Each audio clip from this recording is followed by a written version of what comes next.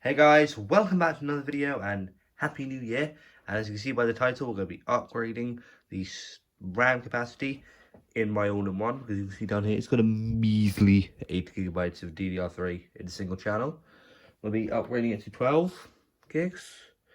Because, well, got another 4 gig just lying around. So, let's open this bad boy up. Okay, so I've moved all the peripherals. And we need to be, there's only 2 screws on the back. We've got one in here, and we've got the other one over here. So I'm going to be doing, these are both Phillips head screws. Right here we can look at the I/O on the back. We have the DC power input, which is this one. We got Ethernet. We've got 4 USB 2.0s along the back, and on the side here we got headphone jack, microphone, 2 USB 3.0, and SD card. So you should just undo this on this side until you can get your finger under and lift it up like that. And then you come around to the other side and basically do the same with my big screwdriver. Okay, so yeah, just gonna undo this. Could be here potentially a while. Okay, at this point, there should be gaps running along under here. And you should just be able to grab either end. And you can see now if you're having a bit of resistance, then you just come to whatever side you're getting the resistance on, unscrew it that bit more, put your finger under, and there you go, lift it up, all good out of the way. Right, so let's go look at the inside of the system here. We have the CPU cooler fan, which I probably actually need to clean out, to be honest. We have a DVD drive. We have an SSD here, 480 gigabytes. And here's where the main board is. We have 2 screws. We have one down here and one tucked away at the back there. So I'm just gonna, I can line up the goddamn screwdriver. Unscrew this one until it just comes out like this. Put it to one side, make sure you don't lose those. Do the other one at the back here.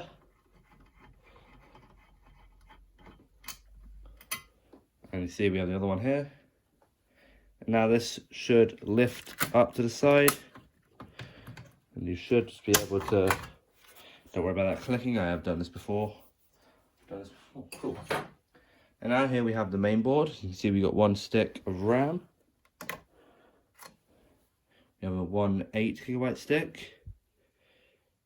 So you can take a look at that. If you need to have a longer look at that, you can pause the video. Now while we are here, here's where the CPU is. It is socketed.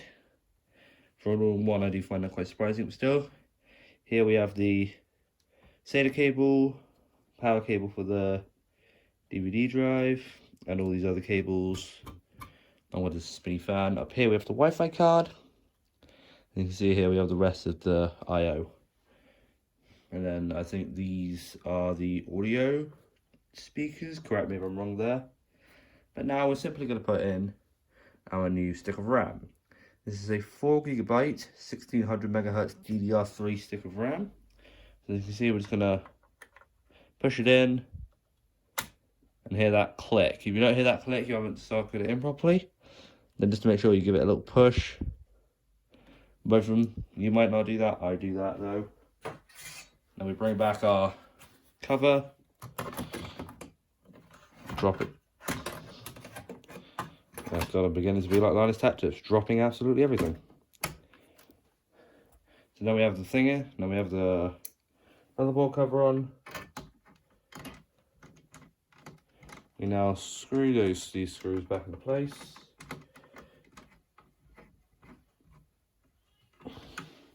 That's the one at the back.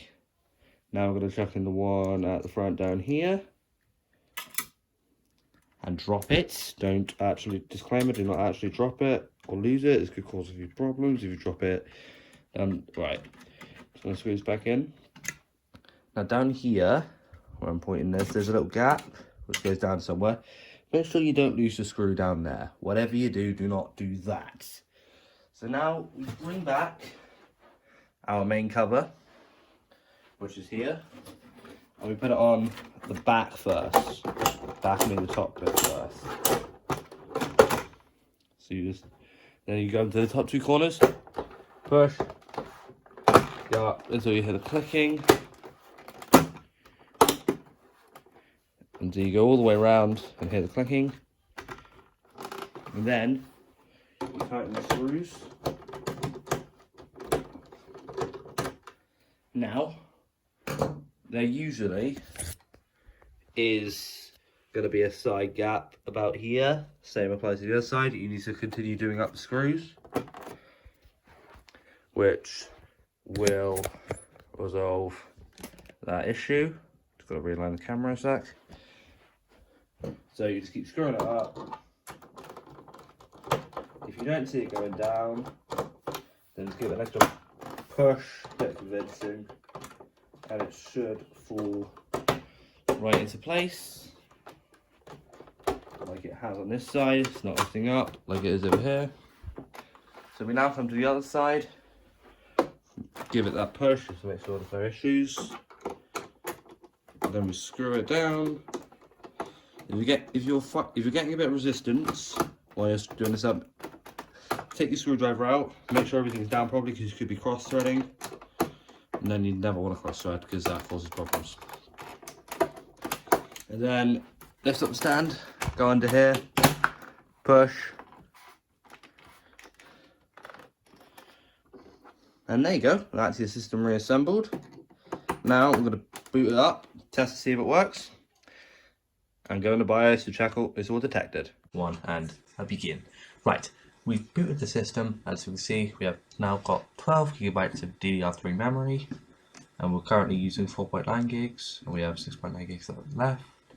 Don't worry about that, that's virtual memory set up.